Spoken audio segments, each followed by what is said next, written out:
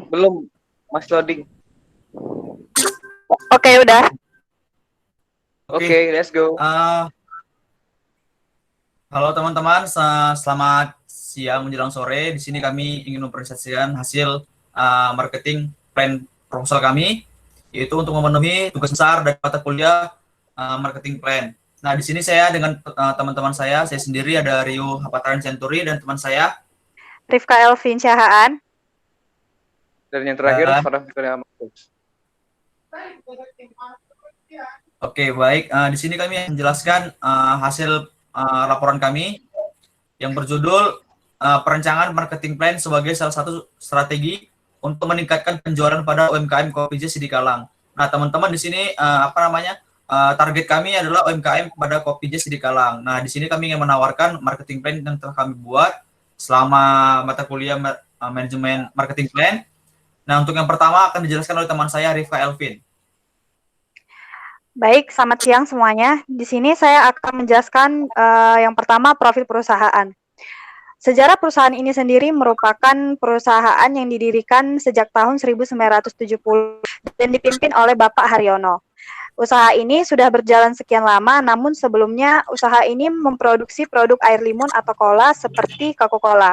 Namun tidak berjalan lama, usaha dari yang dirintis oleh Pak Haryono ini kalah saing dengan produk botolan yang disajikan oleh Coca-Cola.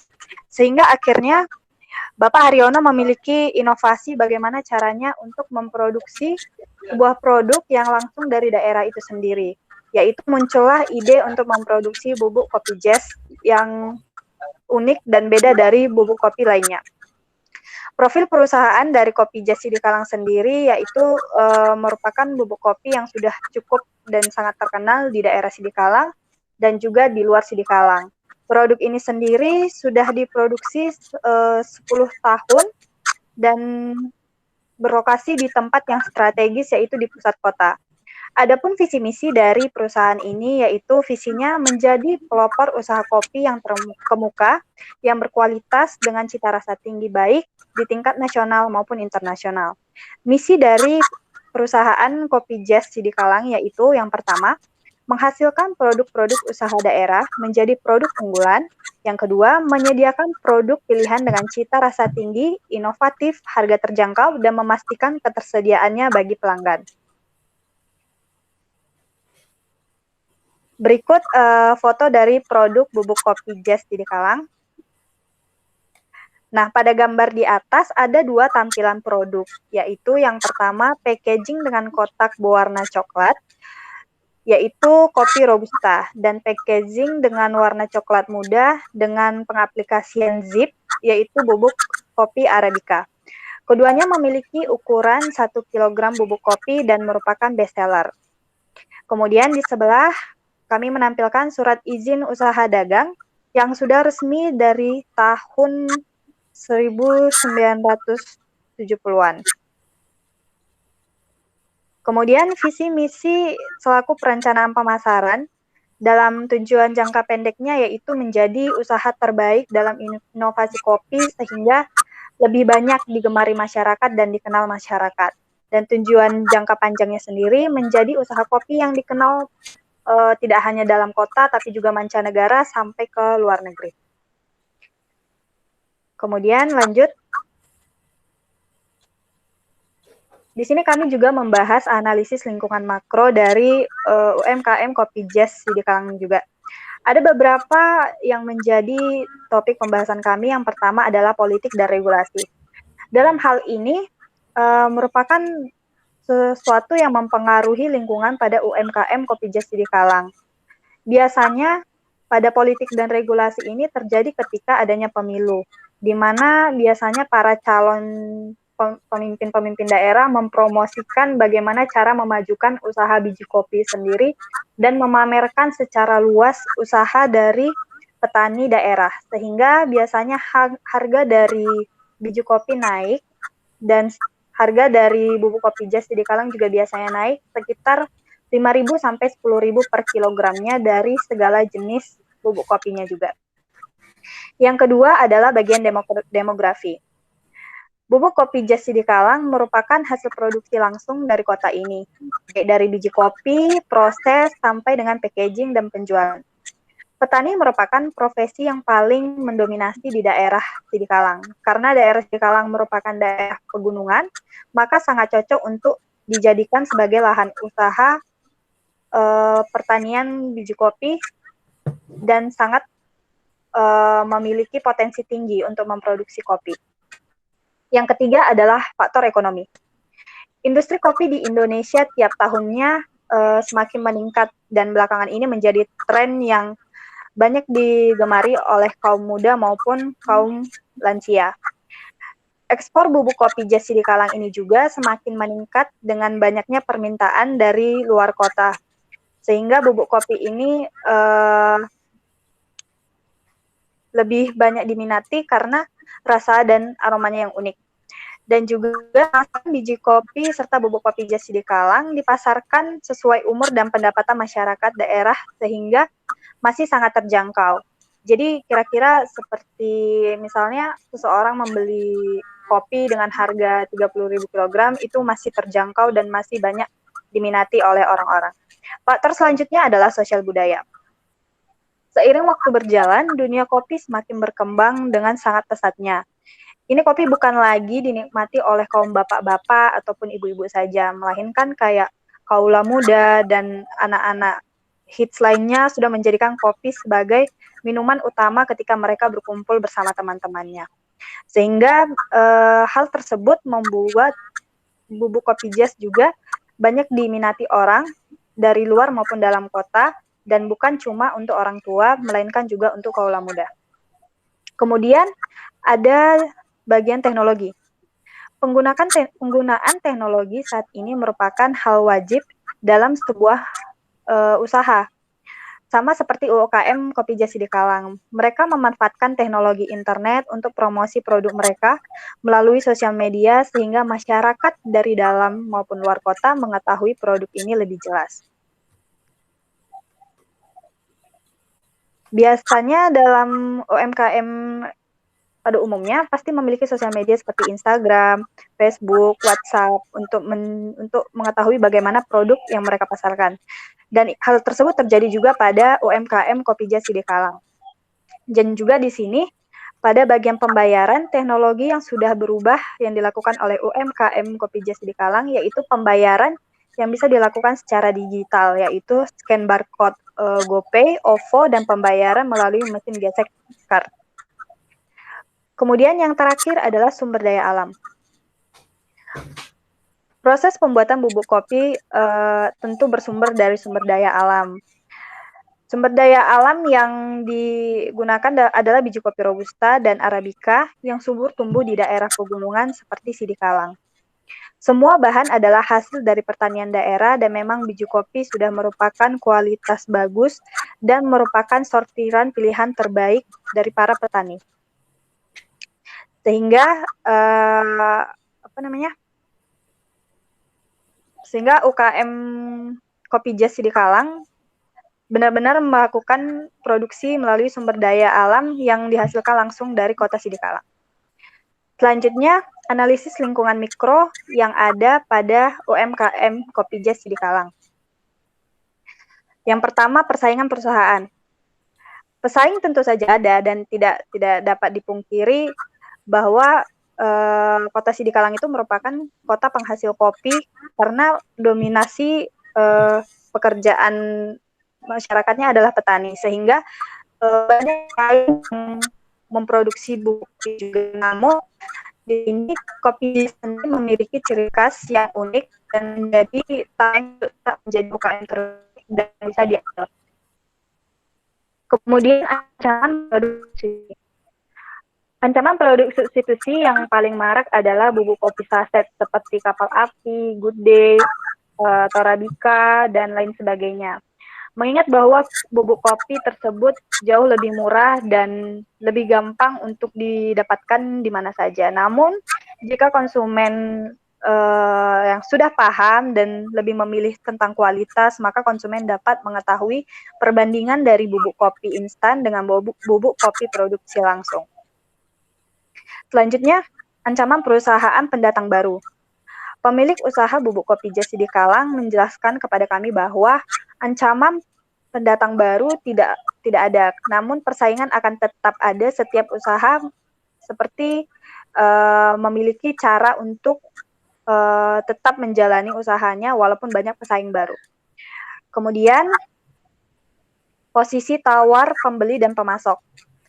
Posisi tawar pembeli dan pemasok biasanya sesuai dengan biji kopi dan petani atau bisa dikatakan tergantung kualitas dan pengiriman yang tepat waktu. Selanjutnya, sinergi dan produk komplementer.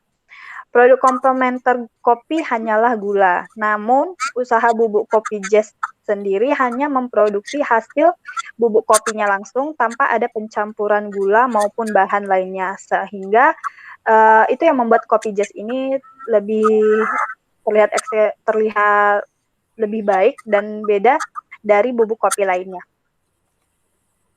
Kemudian struktur industri. Struktur industri yang kami bahas di sini ada tingkat persaingan sedang, tinggi, rendah, dan ancaman produk pengganti. Tingkat persaingan sedang sendiri yaitu tergolong karena sektor usaha ini hanya memiliki beberapa pesaing saja. Kalau untuk di daerah, pesaingnya ada bubuk kopi Tampa, bubuk kopi Ida, dan bubuk kopi Poda. Hanya 3 itu aja. Yang kedua, daya tawar pemasok tinggi. Daya tawar pemasok tinggi berpengaruh, yaitu tawaran biji kopi yang baru panen dan menjaga kualitas produksi. Kemudian sinergi produk komplementernya rendah atau tidak ada yang namanya komplementer. Kemudian ancaman produk pengganti rendah, yaitu ancaman produk penggantinya hanya seperti kopi instan saja. Selanjutnya, analisis struktur pasar dan posisi persaingan. Nah, pada analisis struktur pasar ini, pemetaannya relatif perusahaan terhadap perusahaan lainnya seperti homogenitas produk. Homogenitas produk di sini memiliki perbedaan segi kualitas saja, dan dalam tiap-tiap produk ada poin plus minusnya masing-masing. Harga yang berbeda sangat membantu dikarenakan kemampuan ekonomi calon pelanggan berbeda-beda, dan ini seperti saling bersinergi dalam tujuan semua barang laku dengan semua varian harga. Seperti kualitas bubuk kopi Arabica dengan aroma yang lebih pekat, sedangkan Robusta lebih soft. Contohnya, produk kopi Robusta Sidikalang lebih mahal sedikit dibanding kopi Robusta kopi pesaing lainnya. Karena produknya memiliki ketahanan yang baru serta rasa yang otentik, sedangkan kopi Robusta pesaing lainnya hanya punya kualitinya yang lebih rendah dibandingkan kopi Jaz Sidikalang. Jumlah pembeli di kopi Jaz Sidikalang bervariasi, tetapi rata-rata sehari terjual 1 dus kopi baik Robusta atau Arabica. Rata-rata per hari terjual 200 pack ukuran 1 kg baik dari jenis Arabica maupun Robusta. Jadi kesimpulannya, jumlah pembeli secara B2B dan B2C masih tergolong tinggi B2C walaupun terdapat banyak pesaing. Kemudian kesamaan penguasaan informasi pasar oleh penjual dan pembeli.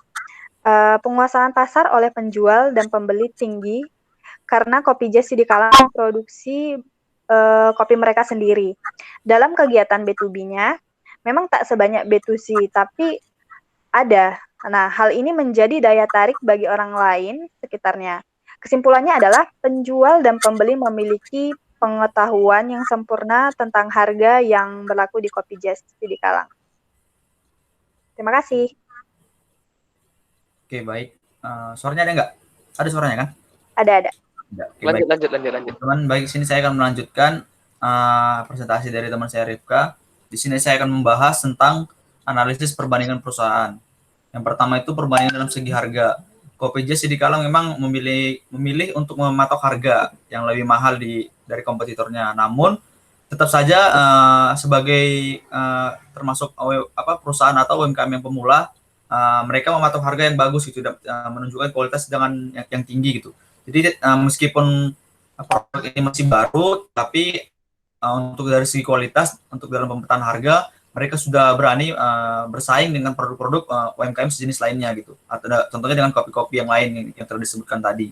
Nah, kemudian untuk dari segi kualitas harga sama juga semua kopi itu bagus, tapi membedakannya adalah cara perawatan dan pengolahannya juga serta penyimpanan juga. Nah, untuk UMKM ini sendiri, Kopi J Sidikalang sendiri mereka memproduksi sendiri, penyimpanan sendiri dan menjual sendiri. Dan memang untuk khusus untuk UMKM Kopi J sendiri, Kopi J Sidikalang ini memang semua kegiatan UMKM-nya baik mulai dari proses bahan baku sampai bahan jadi sampai menjadi kopi itu memang diproses sendiri oleh pabrik UMKM sendiri. Kemudian untuk pemetaan pesaing di sini kami membuat seperti tabel atau grafik untuk pesaing tidak langsungnya itu seperti kopi saset dan kopi bubuk di daerah. Nah, kan tiap-tiap daerah biasanya ada tuh identitas atau produk-produk kopi sejenis lainnya gitu yang mencirikan kopi tersebut lah gitu. Contohnya ada kopi Sidikalang gitu kan, ada kopi dari ini itu. Kemudian ada kopi dari Karo, contohnya gitu. Itu adalah pesaing tidak langsung. Kemudian adalah pesaing langsungnya ini ada kopi Iden, kopi Poda. Untuk pesaing tidak langsungnya sendiri itu tidak bersaing. Nah, namun di sini untuk pesaing langsung itu di sini termasuk menjadi pesaing potensial, yang dimana pesaing potensial maksudnya adalah pesaing yang merupakan ancaman lah gitu, merupakan ancaman dari produk UMKM ini sendiri. Kemudian untuk analisis preferensi pembeli, kami di sini hanya membuat preferensi harga, yang dimana untuk kopi ini sendiri adalah belum terlalu mahal ya bisa dibilang, karena melalui kualitas yang sudah matang juga, kemudian untuk pemetaan harga juga tidak terlalu tinggi, namun sudah berani bersaing dengan komputer lainnya. Kemudian untuk analisis SWOT produk UMKM Kopi J Sidikalang, untuk kekuatannya sendiri itu ada harga yang ditawarkan relatif stabil dibanding dengan jenis kopi pesaing lainnya, yang dimana untuk pada harga Kopi J sendiri ini tidak langsung drastis untuk tinggi gitu, karena dimana mereka juga tahu di sini posisinya sebagai pesaing yang tidak terlalu berpengaruh lah gitu kepada kompetitor lainnya gitu. Kemudian yang kedua adalah proses produksi dilakukan dengan teknologi sehingga hasilnya lebih baik dan higienis. Jadi meskipun produk ini atau UMKM ini tidak terlalu besar, namun untuk proses pembuatan produk ini sendiri sudah higienis ya teman-teman. Sudah melakukan teknologi yang baik lah gitu. Kemudian tidak kehabisan bahan baku kopi, yang dimana secara demografi atau secara tempat juga sangat mendukung gitu, dimana rata-rata kan untuk tempat daerah Sidikalang sendiri itu terkenal dengan kopinya gitu, dengan tanaman kopinya. Jadi untuk bahan baku sendiri mereka tidak akan kehabisan lah gitu, tidak akan berpikir lagi lah gitu, ibaratnya sudah ada stok. Kemudian menjadi produk yang loyalitas pelanggannya baik. Kemudian supplier dilakukan ke berbagai daerah meski kopi lokal kalah branding dengan jenis kopi lainnya. Nah, ini yang paling penting teman-teman untuk kekuatannya sendiri. Jadi meskipun ini produk kopi daerah, namun sudah banyak kopi J Sidikalang ini digunakan untuk orang-orang kota, karena bagaimanapun juga untuk penyampaian kopinya sudah sampai ke kota-kota berapa yang ada di Indonesia, daerah-daerah lain. Jadi meskipun ini kopi lokal, tetap brandingnya tidak kalah saing lah gitu dengan teman-teman jenis kopi lainnya gitu. Kemudian untuk kelemahannya sendiri yaitu branding yang masih kurang dikarenakan produk lokal itu kita tahu sama teman-temannya, karena produk lokal sendiri itu kadang dipandang orang tidak higienis lah, atau tidak baik lah gitu, atau tidak enak. Itu persepsi orang biasanya teman-teman untuk kopi daerah sendiri. Kemudian untuk marketingnya juga masih melalui mulut ke mulut. Misalnya ada seorang yang membeli produk ini, kemudian diceritakan kepada temannya, jadi belum ada khusus untuk marketing sendiri yang untuk memasarkan gitu, contohnya, atau melalui platform digital belum ada gitu. Itu merupakan kelemahan dari produk ini. Kemudian produk tidak bervariasi yang membuat tidak cepat berkembang. Nah, tadi untuk variasi sendiri itu masih ada Robusta doang ya, baru 2 doang gitu. Jadi untuk sasetannya mungkin ya itu menjadi kelemahan lah gitu dari UMKM ini sendiri. Kemudian yang kelemahan selanjutnya adalah belum mempunyai database pembeli. Nah, ini mungkin teman-teman agak sulit ya, karena biar gimana pun juga kalau masih UMKM itu agak sulit untuk mendata database pembelinya, karena untuk suppliernya sendiri itu biasanya langsung ke supaya grosir-grosir gitu atau pengecer-pengecer gitu. Jadi agak susah untuk membeli database-nya, gitu, untuk membeli database-nya. Kemudian tidak dapat membuat iklan karena biaya UMKM yang relatif rendah. Nah ini yang paling mencolok teman-teman untuk kelemahannya sendiri, karena biar gimana pun juga untuk membuat iklan itu sangat mahal gitu. Sementara UMKM sendiri tidak begitu besar gitu untuk standar pembiayaannya gitu. Jadi tidak mungkin melakukan iklan seperti iklan televisi ataupun iklan-iklan lainnya. Kemudian yang menjadi peluangnya adalah dapat masuk pada pasar menengah. Nah, jadi meskipun tadi sudah kita bahas kopi ini tidak terlalu besar, namun sudah dapat bersaing.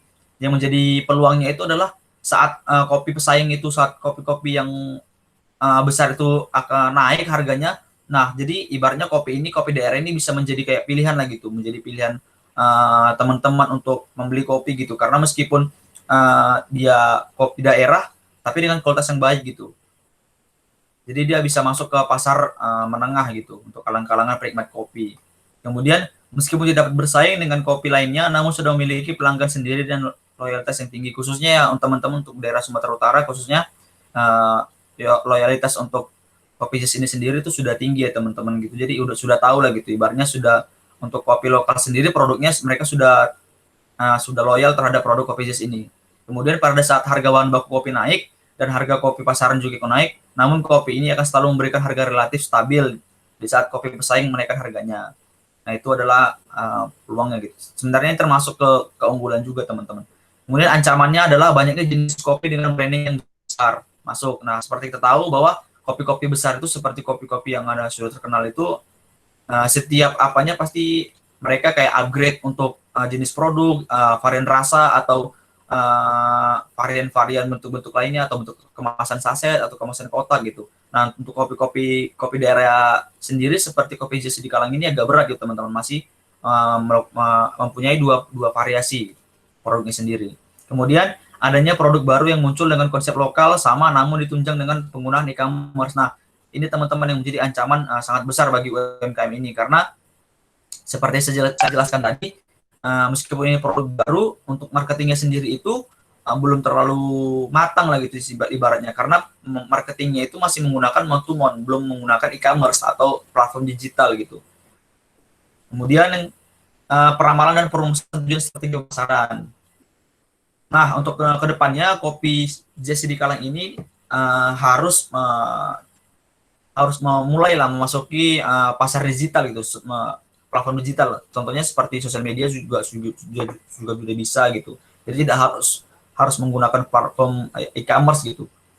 Kemudian mungkin paid promote dan lebih besarnya brand ambassador itu adalah jalan agar kopi ini semakin dikenal gitu. Mungkin kopi ini jika ingin terkenal sebaiknya menggunakan brand ambassador gitu atau paid promote gitu. Kami menyarankan seperti itu gitu.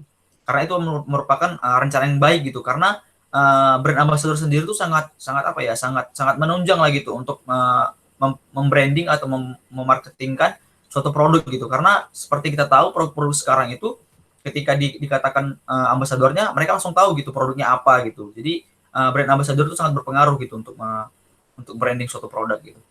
Kemudian prediksi ukuran pasar.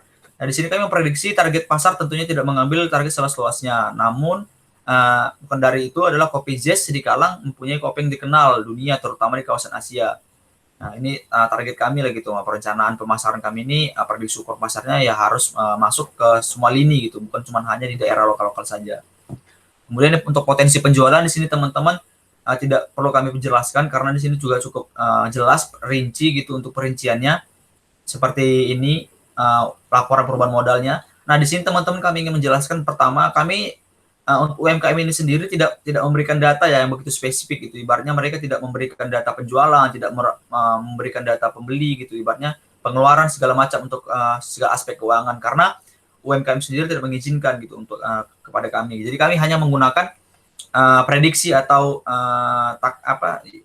istilahnya ibaratnya kayak prediksi lah gitu, kayak coba-coba gitu, ibaratnya kita bikin rancangan sendiri gitu. Jadi kita tidak dapat data yang spesifik benar dari pihak UMKM-nya karena keterbatasan data, dan pihak UMKM juga tidak memberikan data. Jadi kami sini hanya memprediksi gitu. Nah, untuk neraca sendiri teman-teman bisa lihat dari sini sudah sangat jelas. Di laporan juga sudah kami lampirkan untuk di laporan sendiri. Kemudian untuk laporan laba rugi sudah jelas teman-teman juga, ada EBIT-nya juga sudah jelas, EBT-nya juga. Kemudian untuk rasio profitabilitas juga sudah jelas. Di sini ada gross profit margin. Selanjutnya sudah jelas semua. Nah, jadi teman-teman untuk pada bagian ini opportunity penjualan, teman-teman bisa langsung cek sendiri di laporan kami, sudah jelas. Jadi tidak perlu dijelaskan lagi karena untuk angka sendiri tidak mungkin kita jelaskan secara rinci, secara detail karena untuk itu juga. Kemudian selanjutnya ini akan dijelaskan teman saya Farhan untuk matris SWOT-nya. Silakan teman-teman Farhan. Oke.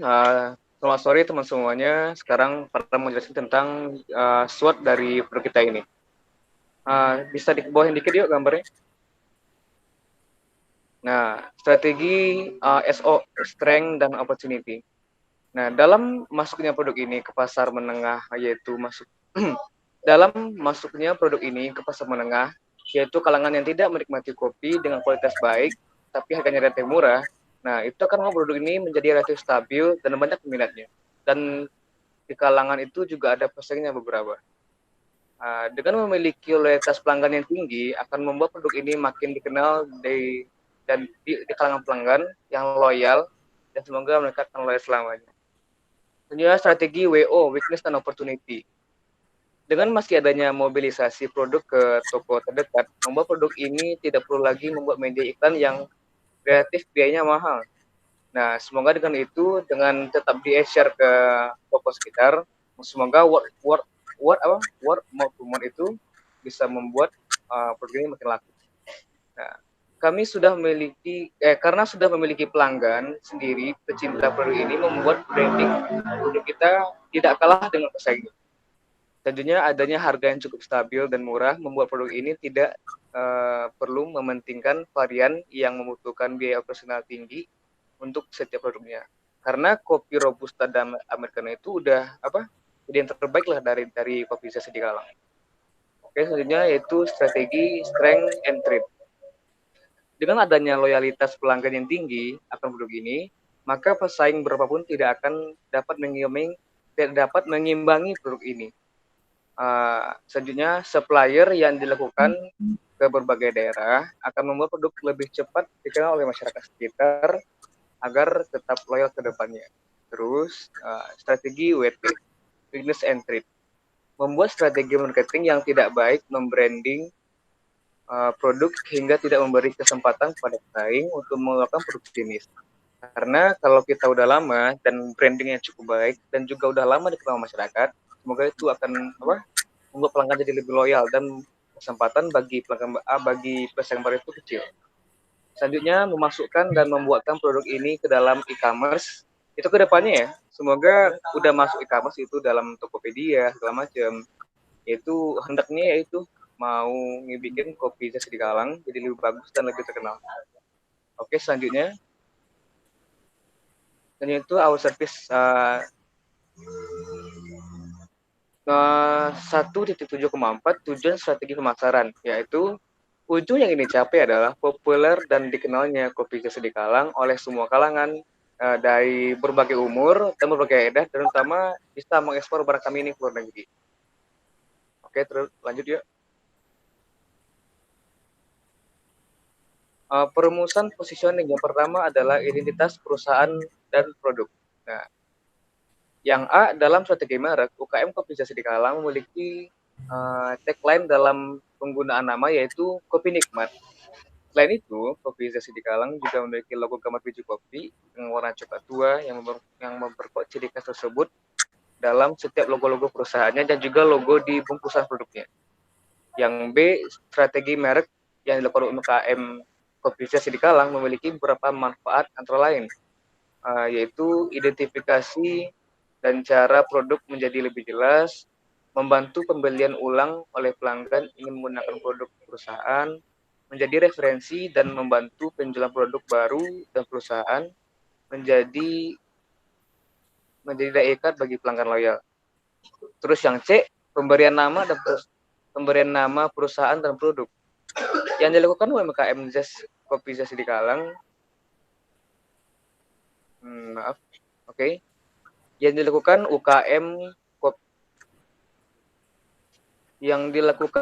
UKM Kopi Zest Sidikalang juga mengikuti aturan sebagai berikut. Cukup pendek, tidak lebih dari 2 suku kata. Nah, apabila telah mengikuti 2 itu, maka insya Allah tagline itu akan lebih dikenal dan mudah diingat oleh masyarakat. Oke, selanjutnya strategi bersaing perusahaan. Pendekatan strategi generik bertujuan untuk mengamankan keuntungan jangka panjang yang berkelanjutan tentunya untuk produk baru atau sudah ada pasar baru yang sudah ada. Ada 3 pilihan strategi yang dapat diadopsi perusahaan lain. Yang pertama itu kepemimpinan biaya. Bisa di bawah ini. Nah, untuk kepengurusan biaya oleh UMKM Kopi Zest Sidikalang, semua itu dikelola langsung oleh owner dan keluarga. Yang dimana tujuannya itu agar informasi tidak bocor dan tujuannya tercapai, dan semua itu dilakukan untuk perusahaan juga. Selanjutnya itu diferensiasi produk dicapai baik melalui pemasaran maupun inovasi. Yang namanya perusahaan ya pasti harus ada inovasi kan, baik pun itu dalam bentuk packagingnya, gimana cara marketingnya, apakah kedepannya mau ada influencer, kemudian ambassador segala macam. Ya itu tujuannya ya buat agar inovasi dan lebih dikenal orang. Nah, terakhir adalah fokus. Fokus itu mengeksploitasi perbedaan dalam perilaku biaya di beberapa segmen dan kebutuhan khusus kembali di segmen tersebut. Dalam hal ini, perusahaan fokus pada pasar teknik sempit dalam kurung ceruk pasar. Untuk strategi yang dijalankan di pasar ceruk, perusahaan dapat memiliki strategi kepemimpinan biaya ataupun diferensiasi. Kedua itu dapat digabungkan, maka jadi fokus namanya. Oke, selanjutnya itu target pelanggan dan pesaing. Dalam memilih ke target pasar, beberapa pertimbangan juga dilakukan. Yang pertama itu ukuran pertumbuhan segmen.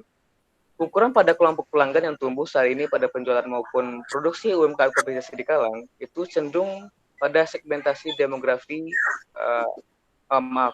cenderung pada segmen demografis. Karena pengelompokan konsumen lebih ke dasar atau tidak berpengaruh oleh usia, gender dan pendapatan dan kalangan. Jadi Kopi Zest ini kemana-mana masuk gitu, nggak perlu gender, umur, semua itu bisa masuk gitu Kopi Zest Sidikalang di suatu semua kalangan. Yang B, peluang untuk memperoleh keunggulan kompetitif. Karena tema pasar UMKM Kopi Zest Sidikalang mengarah pada segmen demografi, maka keunggulan yang dapat mereka buat adalah yaitu agar kopi mereka ini dikenal secara luas oleh semua kalangan dan semua masyarakat. C, ketersediaan sumber daya. Ketersediaan sumber daya pada hal ini selalu diperhatikan oleh UMKM untuk mencegah adanya kekosongan produk. Karena mereka itu juga yang mengolah, mereka yang mengontrol distribusi. Karena mereka itu megang dua-duanya, jadi insya Allah ketersediaan barang itu aman dan nggak bakal ada kosong gitu. Selanjutnya yang keempat, kesesuaian dengan visi dan misi perusahaan. Di atas ini dia.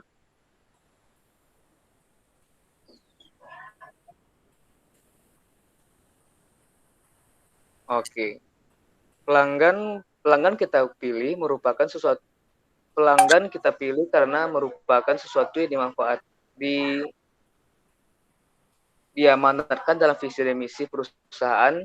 Pilihan kelompok pelanggan yang menjadi target mengikuti spesifikasi, alternatif, strategi, dan segmen yang dikembangkan dalam analisis pelanggan. Jika pesaing tidak secara eksplisit disebut dalam salah satu komunikasi produk, maka penting bagi perusahaan untuk mempertimbangkan pesaing mana yang menjadi target utamanya. Oke, selanjutnya strategi produk dan harga.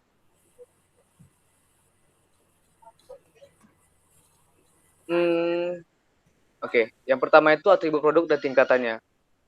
Atribut produk yang mendasar, atribut yang tentu saja harus ada produk utama dari kami yaitu kopi itu sendiri. Tentu saja kalau jual kopi harus ada kopi kan. Selanjutnya atribut yang diharapkan yaitu dari segi packaging yang kedepannya inginnya lagi menarik, secara visual lebih oke dan lebih eye catching gitu. Nah, oke, selanjutnya penetapan harga. Di bawah ini dia.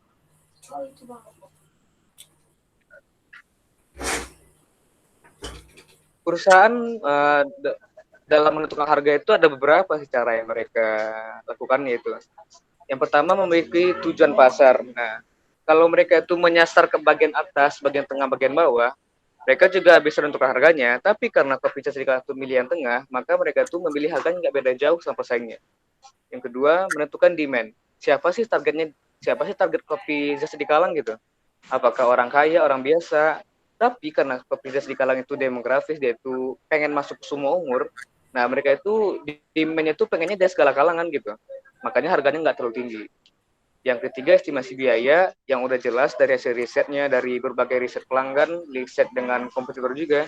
Mereka juga ada menetapkan kalau hasil biaya sekarang itu udah biaya yang cukup pas gitu, dengan 30.000 per packing. Sebenarnya harga saing, tentu saja harga ini dilakukan dengan cara survei baik dari cara dari menanya kepada pelanggan atau menanya ke kompetitor juga. Yang kelima, metode menentukan harga. Yang jelas kopi Istiqlal itu mereka walaupun harganya nggak terlalu beda jauh ya, tapi mereka tuh tetap mengutamakan ada harga dan kualitas gitu. Nah, oke, selanjutnya harga dalam borang produk. Dikarenakan hanya memiliki 2 produk saja, maka mereka tidak ada bundling pada produknya. Oke, kita lanjut aja ya. Yang ketiga, 314, mendesain alternatif saluran distribusi. Di bawah ini kira.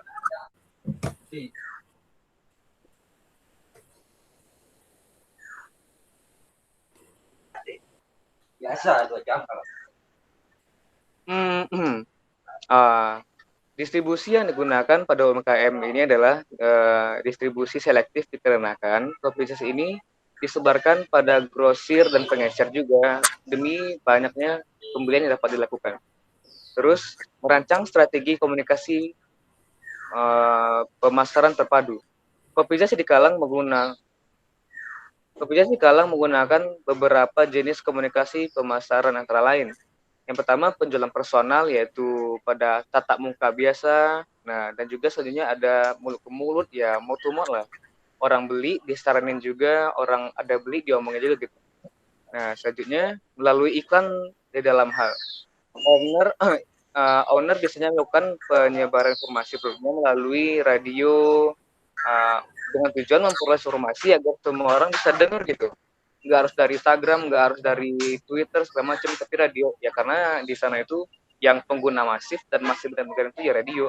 Tapi kami kedepannya ya pengen juga gitu, pengen ada dari Instagram, dari Twitter segala macam lah. Itu media sosial lah pokoknya, kami juga mau sebar gitu. Oke, selanjutnya yuk.